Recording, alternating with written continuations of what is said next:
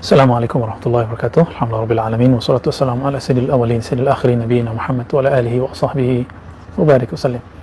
Allahumma salli ala sayyidina Muhammadin al-fatih lima ughliqa wal khatim lima sabaq nasiril haqqi bil haqqi wal hadi ila siratal mustaqim wa ala alihi haqqa qadrihi wa miqdarihi al-azim.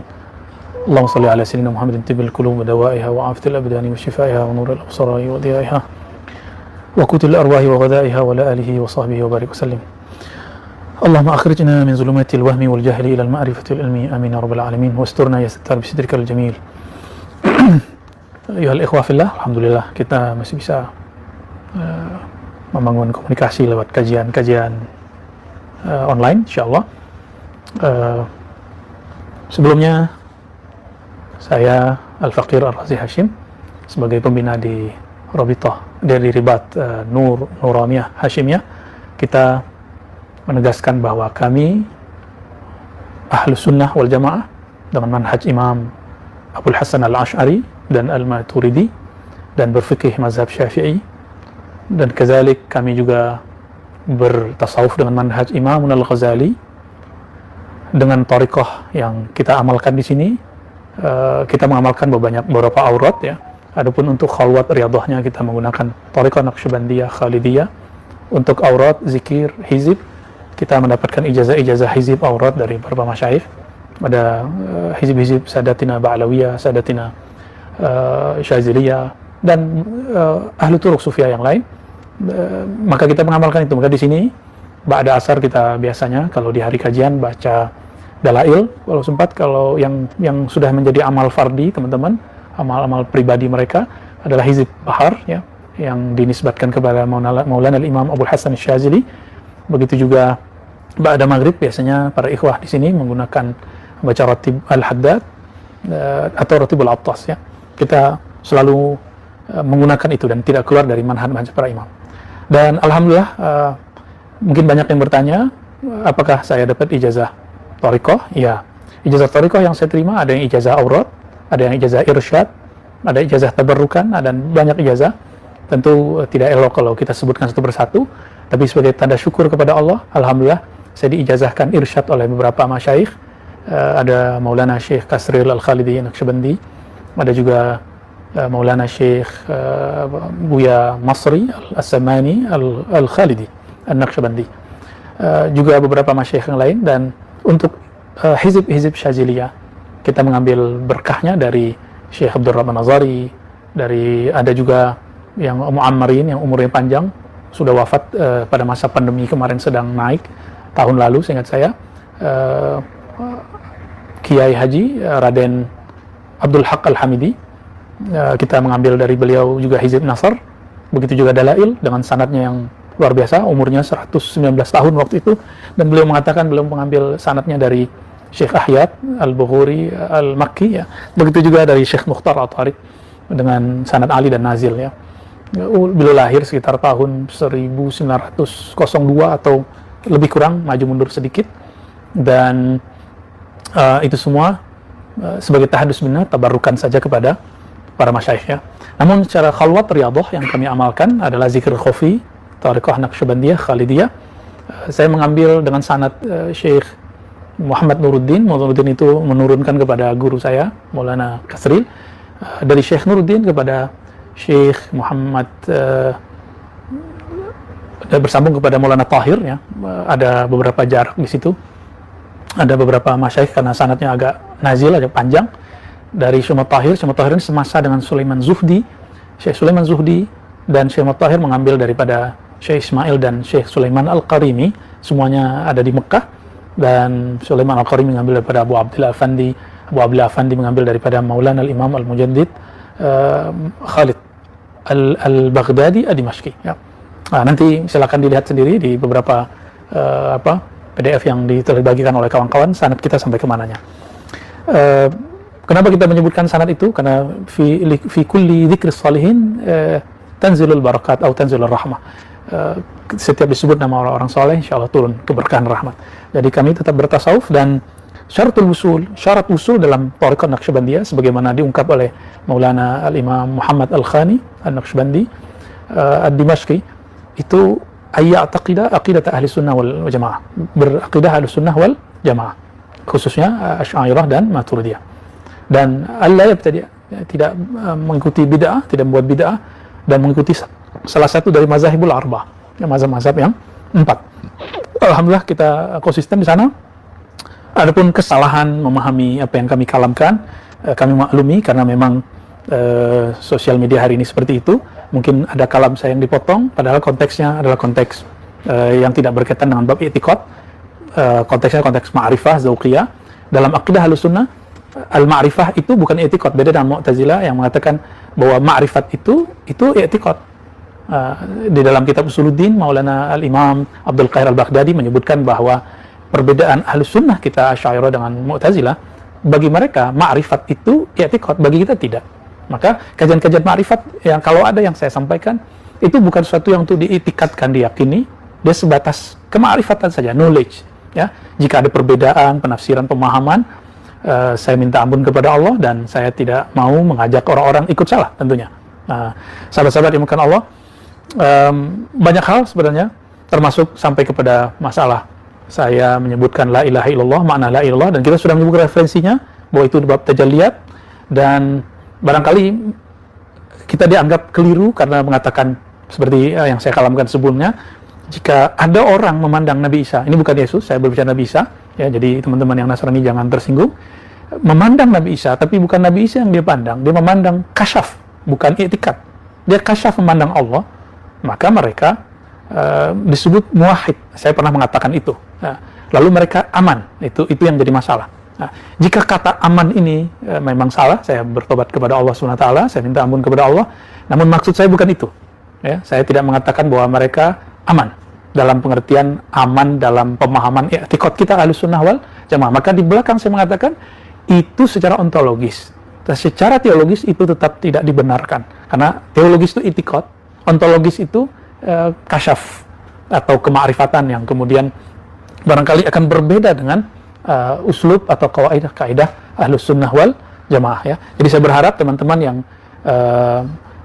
khawatir bahwa video tersebut kemudian membuat umat bingung, saya rasa cukup, ya. Karena saya sudah menjelaskan dengan detail, dan perlu diketahui bahwa itu bukan di khalayak umum, itu tadinya di rumah saya sendiri, jadi bukan kajian umum, dan kita meminta sebelumnya supaya tidak dipublish.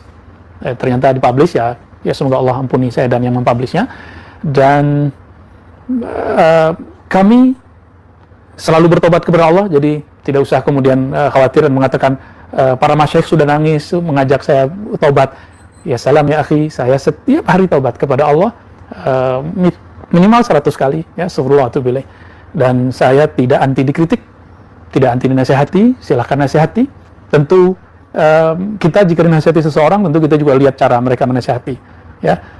Apapun selama ini, jika kajian-kajian kita kemudian membuat teman-teman terganggu, saya minta ampun kepada Allah dan saya mohon maaf, ya.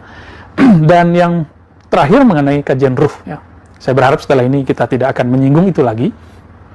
Kajian ruh, kita juga sebut referensinya bahwa dalam beberapa kitab, misalnya seperti kitab Bulughul Amani yang disebutkan dari kalam Sidi Ahmad Tijani qaddasallahu sirrahu, bahwa setiap makhluk itu ada nama aliyah, ada nama nazilah, likulli makhluk, ya, ada asma aliyah, ada asma nazilah. Itu cuma perbedaan istilah saja. Kami memahami sebelumnya bahwa asma aliyah itu isim ruh. Asma aliyah berarti nama-nama langit, nama-nama tinggi. Asma nazilah berarti nama-nama kita di bumi.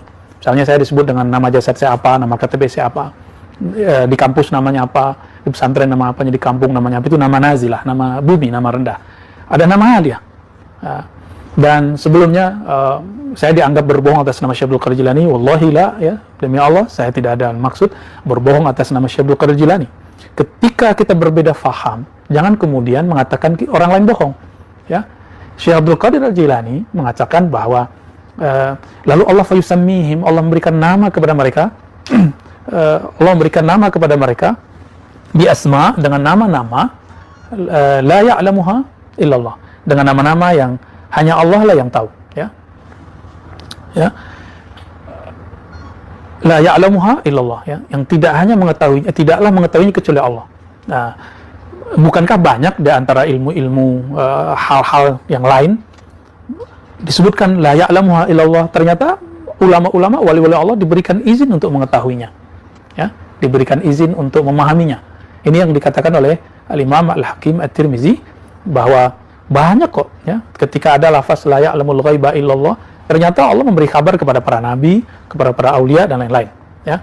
Maka Syekh Hisham Kabbani misalnya menyebut tentang nama itu, la ya'lamuha illallah, tidak mengetahui kecuali Allah, lalu orang-orang yang dekat kepada Allah. Nah, itu kan juga penafsirannya, dan saya rasa perbedaan ini kita tidak usah perpanjang, karena akan menghabiskan tentunya sisi-sisi ukhuwah kita nanti, karena kita menyebut orang berbohong dan segala macam, ya. Kalau sebatas berbeda lalu kita mengatakan saya berbeda dengan Anda, saya siap dan saya tidak masalah, ya.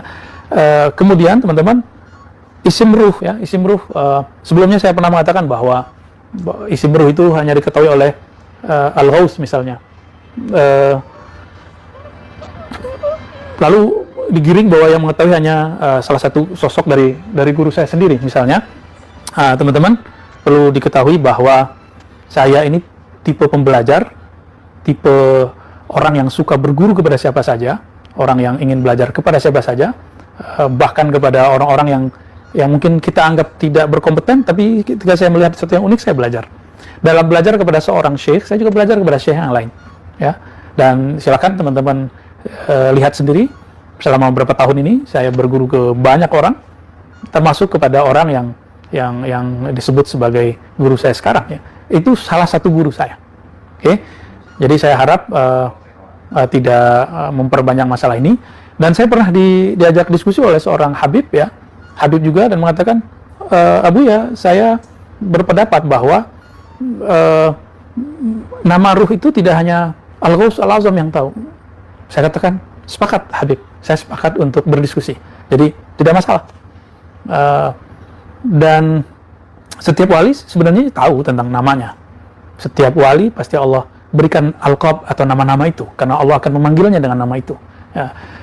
Tapi ala kulli hal, sahabat-sahabat dimakan Allah, saya rasa kajian ini tentang nama ruh kita untuk sementara kita close aja dulu, jangan kemudian diperdebatkan lagi.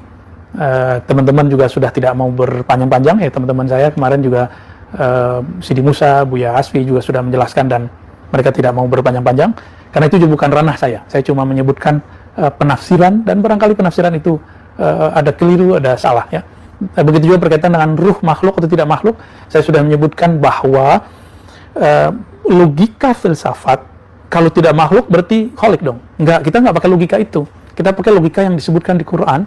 Lafaz Qurani, mustalah Qurani hanya menyebutkan lafaz nafakha. Tapi kalau teman-teman tidak sepakat, mungkin beberapa sahabat saya tidak sepakat, tidak masalah, ya. Namun kami tawakuf pada kalimat nafakha itu, bahwa Allah menghembuskan. Dan saya tidak pernah mengatakan ruh itu qadim. Seingat saya, ya, kalau pernah saya minta ampun juga kepada Allah. Tapi seingat saya nggak pernah. Cukup saya mengatakan bahwa ruh itu min amrillah, min amri Rabbi. Sebagaimana Rasulullah SAW mengatakan, dengan perintah dari Allah, kulir ruhu min amri Rabbi. Katakan bahwa ruh itu urusan Rabbku, urusan Allah Subhanahu wa Ta'ala. Jadi apakah dia qadim, apakah dia ini? Tentu tidak. Tapi jika ruh diartikan jiwa, jiwa itu sudah menjadi suatu benda, ya. Nah, benda itu kita sebut jisim, ada arat, ya. Ada jisim, ada arat, maka itu makhluk. Jisim itu benda, bisa benda halus, bisa benda kasar, bisa ruh itu bisa berarti malaikat.